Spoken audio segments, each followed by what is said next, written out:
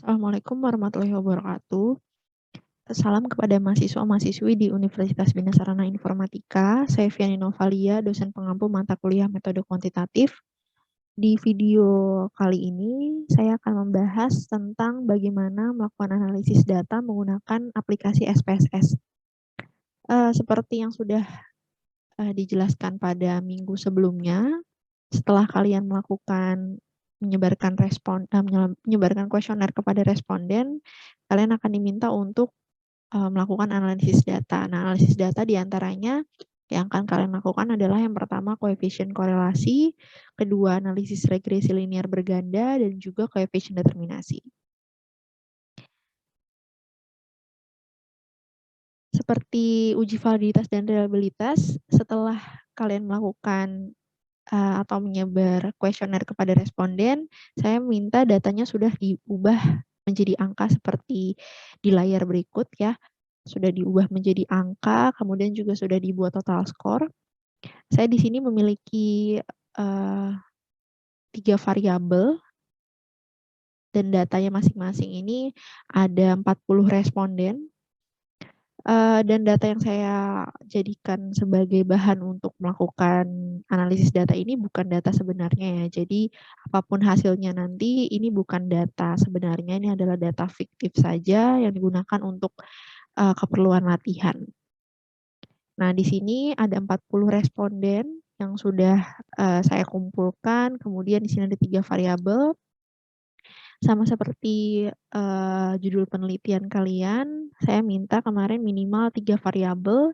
Jadi saya akan mencontohkan untuk menghitung analisis data dengan 3 variabel seperti ini. Baik, sebelum menuju SPSS, mungkin saya akan sedikit membahas tentang koefisien korelasi. Untuk apa sih kita melakukan koefisien korelasi? Ini digunakan untuk mengetahui atau mengukur seberapa erat hubungan atau seberapa besar hubungan antar dua variabel atau lebih. Jadi, untuk 3 variabel, ada 3 hipotesis yang bisa kita lakukan. Jadi nanti dari masing-masing analisis data ini ya, ada koefisien korelasi, regresi linear berganda, dan koefisien determinasi akan dihitung untuk 3 hipotesis. Jadi istilahnya dari koefisien korelasi ini ada 3 hipotesis, ini ada 3 hipotesis, dan ini juga ada 3 hipotesis. Begitu.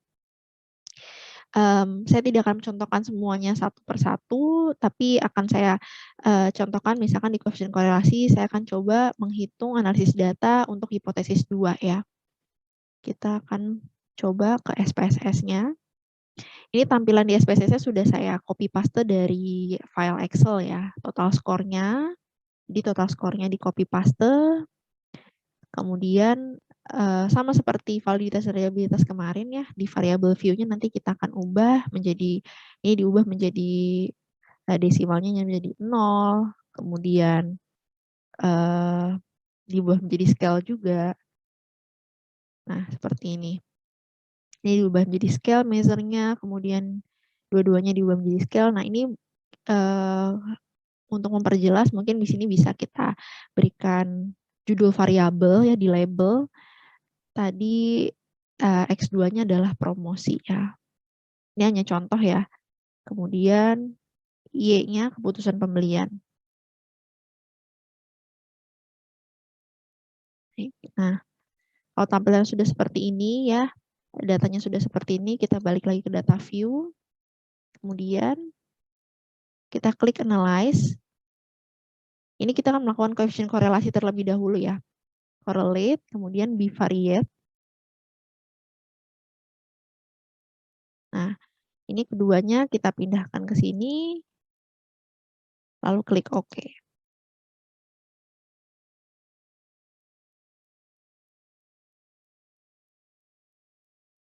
Jadi nanti untuk menghitung analisis data pada hipotesis itu ada yang berbeda ya. Untuk hipotesis 1 dan hipotesis 2 mungkin akan sama caranya, tapi untuk hipotesis ketiga akan berbeda karena hipotesis ketiga itu ada 3 variabel ya, sedangkan hipotesis 1 dan 2 kan hanya 2 variabel, jadi caranya akan berbeda.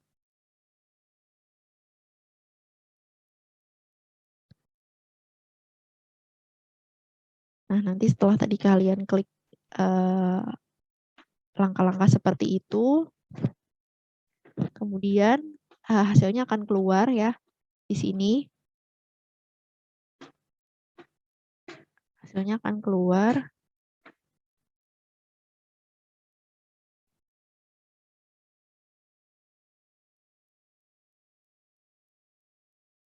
Nah, hasilnya keluar di sini nih. Bisa kita lihat ya, ini adalah hasil dari hipotesis kedua. Nanti kita copy paste saja, kemudian pindahkan ke Word. Kalau mau di capture juga boleh, di copy paste juga boleh.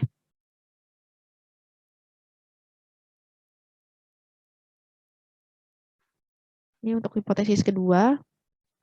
Bisa kita tuliskan hipotesis 2 ya. Kemudian di copy paste di sini.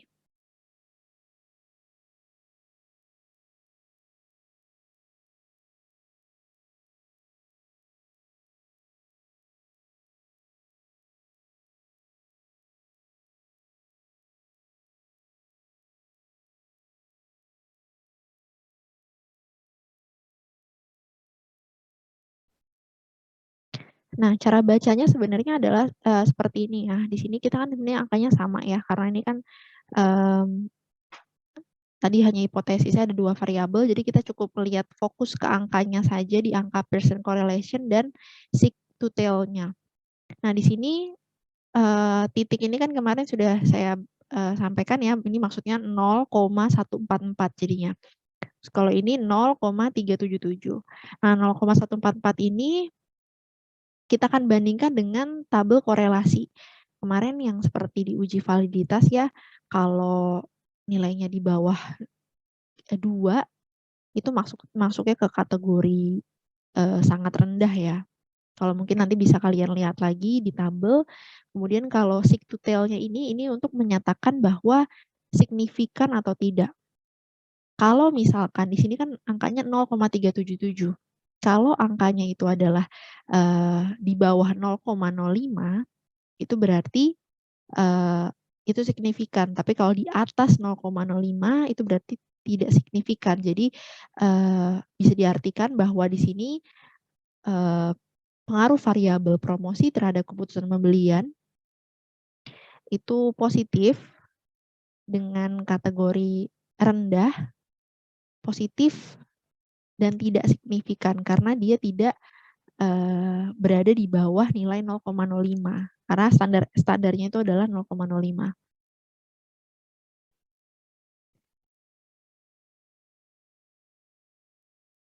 Tadi harusnya kita copy paste di sini ya. Jadi seperti itu ya caranya ya. Di copy paste-nya mungkin bisa copy as, bisa image,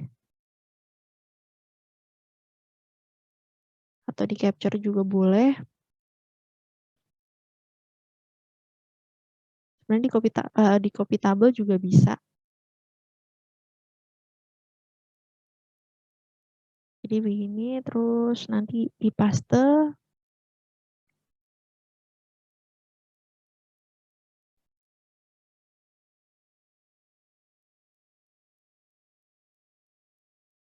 Nah, munculnya seperti ini ya.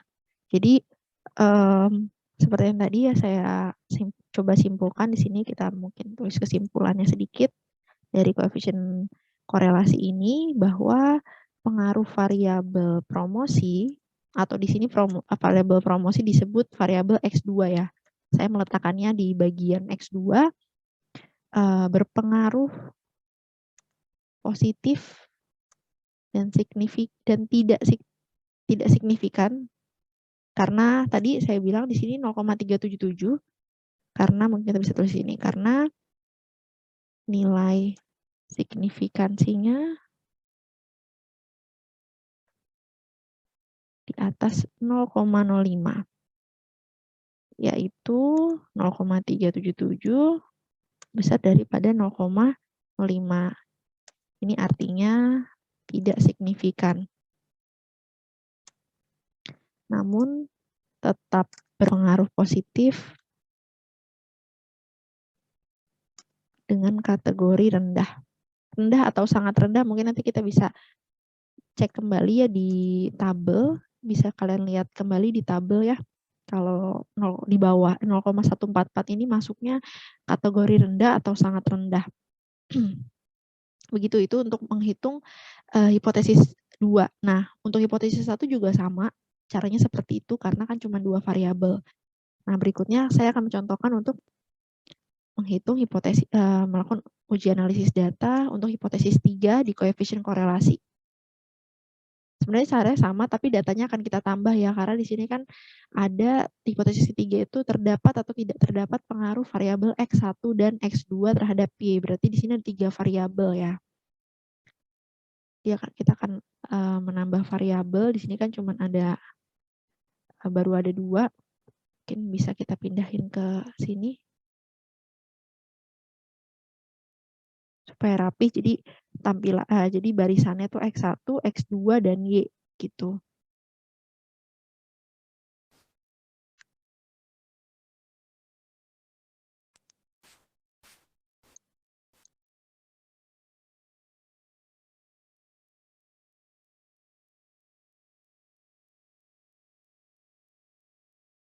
Kita paste ulang aja. Ini untuk X1-nya dulu ya.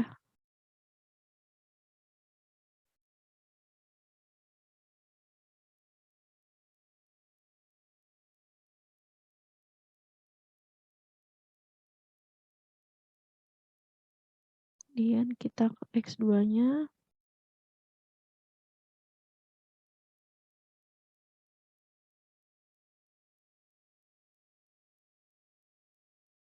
Berikutnya Y.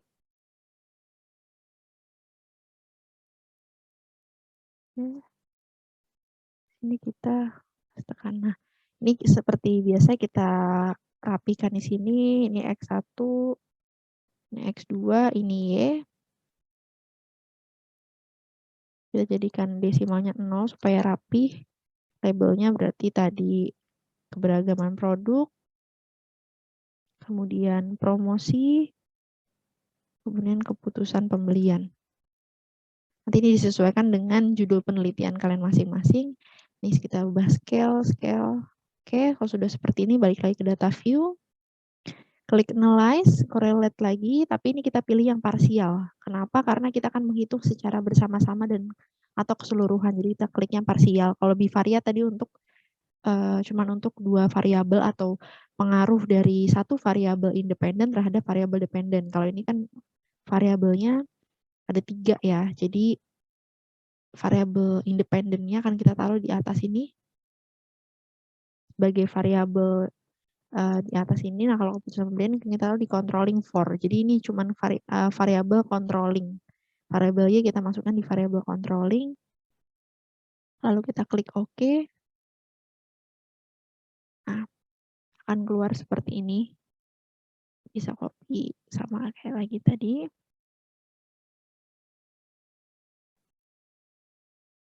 Oh, maaf saya salah lagi tadi, harusnya kita copy. Kita pastenya saya lupa terus. Pastenya ini ya. Nah, maaf. Jadi di sini sama kesimpulannya. Kita fokusnya karena pasti ini angkanya nanti sebenarnya angka baris ini sama angka baris ini sama. Kita bisa baca dari sini bisa, dari sini bisa. Tapi mungkin kita bisa baca dari sini nih ya. Nilai korelasinya adalah 0,267 ya. Kalau tadi kan 0,144, ini 0,267 pengaruhnya. Jadi variabel X1 dan X2 ya berpengaruh. Nah, 0,101 ini masuknya juga tidak signifikan ya, karena dia di atas 0,05 gitu. Kalau di bawah 0,05 itu signifikan. Jadi berpengaruh positif dan tidak signifikan karena nilai signifikansinya disebutkan saja, signifikansinya adalah 0,101 lebih besar dari 0,05. Kemudian nilai korelasinya dalam kategori 267 mungkin masih rendah ya. Dengan nilai korelasi 0, korelasi 0,267. Mungkin masuknya masih rendah ya. Itu untuk menghitung atau menganalisis data hipotesis 3 dan hipotesis 2. Nah, hipotesis 1 sama caranya seperti ini, hipotesis 3 caranya seperti ini gitu ya. Kemudian kita akan mencoba menghitung analisis regresi linear berganda. Nah, ini kita akan coba untuk mungkin satu hipotesis 3 aja ya, karena nanti hipotesis 1 dan 2 sebenarnya caranya sama. Kalau yang ini caranya sama regresi, cuma nanti datanya kita kurangi gitu. Kalau ini hipotesis ketiga berarti datanya ada 3 nih. Si data ini berarti ada 3. Kalau hipotesisnya ada hipotesis 3, data ada 3. Tapi kalau hipotesis 1 dan 2 datanya yang dikurangin. Misalkan hipotesis 1 berarti X2 yang dikurangin. Ya kan dihilangkan.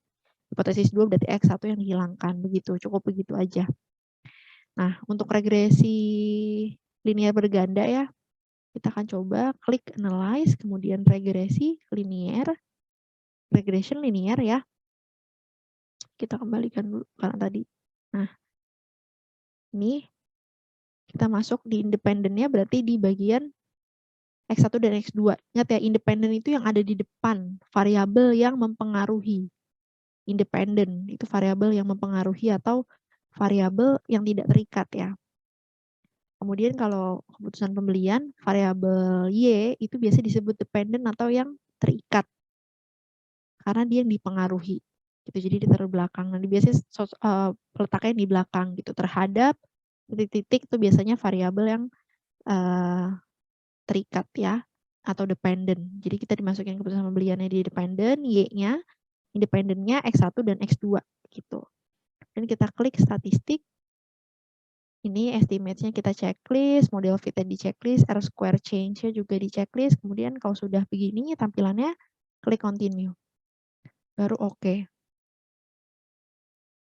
Nah, ini keluar tabelnya akan lebih banyak, tapi kita fokus ngelihat di tabel untuk regresi linear ya. Kita akan lihat di tabel ini. Kita copy as image, tabel ANOVA. Kita lihat di sini ya. Ini untuk regresi linear berganda, kita copy paste lagi. Nah, oke, kalau udah gini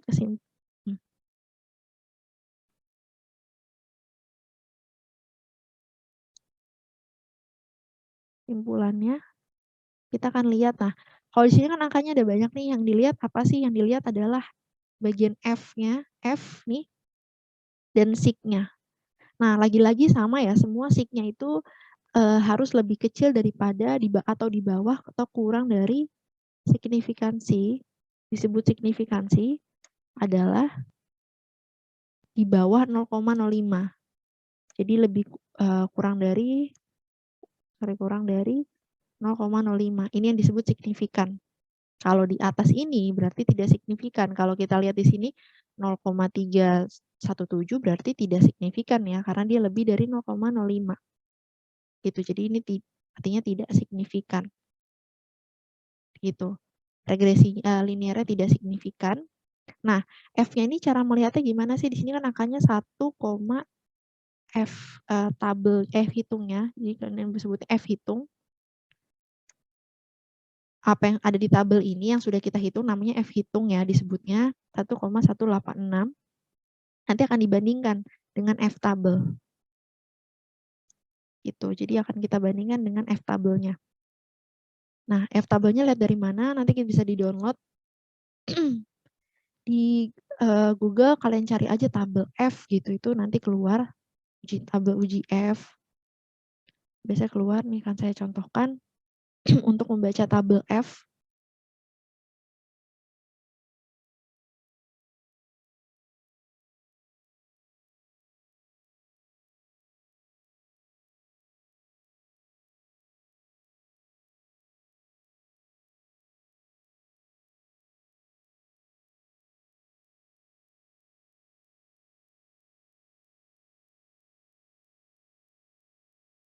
Agak lama nih ya.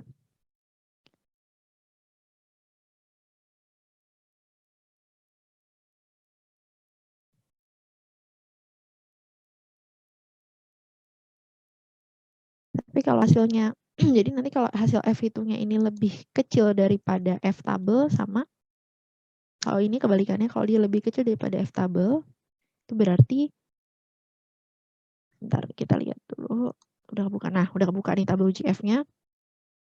Cara membacanya adalah nih sini kan ada bagiannya ini ada DF1 kemudian DF2. Nah, kalau DF1 kita lihatnya adalah DF1 sama dengan K dikurang 1. K ini maksudnya adalah variabel independen dalam penelitian Anda, penelitian kalian. Jadi kalau misalkan variabel independen tadi kan ada 2 ya. Independen tadi yang seperti saya sebutkan di depan, letaknya di depan karena masih banyak sekali yang masih keliru variabel independen yang mana, dependen yang mana, dia letaknya biasanya di depan yang mempengaruhi, itu namanya variabel independen. Kalau di penelitian tadi variabel independennya itu ada 2, jadi caranya 2 dikurang 1, berarti dia ada di bagian sini nih, di baris 1. Nah, kemudian DF2-nya sama dengan N dikurang K dikurang 1. Nah, N itu berarti jumlah data yang saya punya. Saya tadi bilang saya punya 40 responden, data dari 40 responden berarti ada N-nya adalah 40, karena saya dapatkan dari 40 orang. Kemudian dikurang K, K-nya adalah variabel independennya tadi, variabel independennya berarti ada 2, lalu dikurang 1. Jadi 40 dikurang 2 dikurang 1. Jadi ada 37 ya. Angkanya kita cari ke bawah 37. Nah, 37 dan dia ada di baris 1. Jadi 4,105. F-tabelnya adalah 4,105.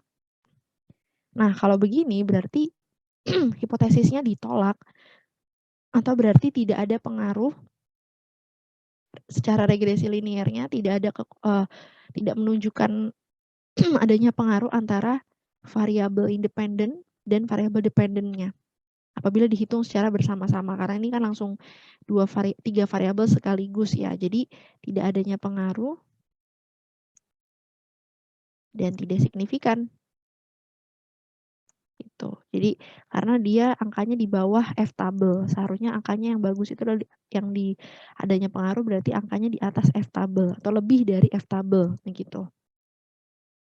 Itu untuk melakukan uji regresi linear berganda, dan ini akan kalian lakukan untuk hipotesis 1 dan 2. Tapi bedanya tadi, datanya nggak usah dibawa-bawa semua. Datanya cukup sesuai dengan kebutuhan hipotesis tersebut aja. Nanti disesuaikan. Dan kalau untuk koefisien determinasi,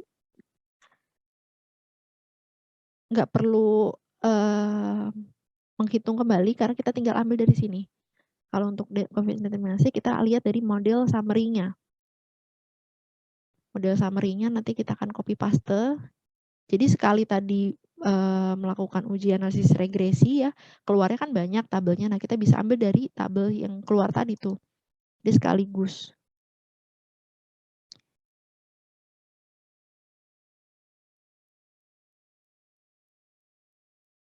Ini kita copy as image. Nah, apa sih yang dilihat dari tabel model summary ini?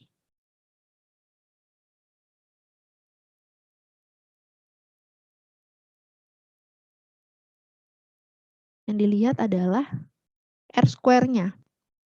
Ya, R-square itu koefisien determinasi itu untuk apa sih? Untuk mengetahui seberapa besar presentasenya. Seberapa besar sih presentase pengaruhnya bisa mempengaruhinya, ya.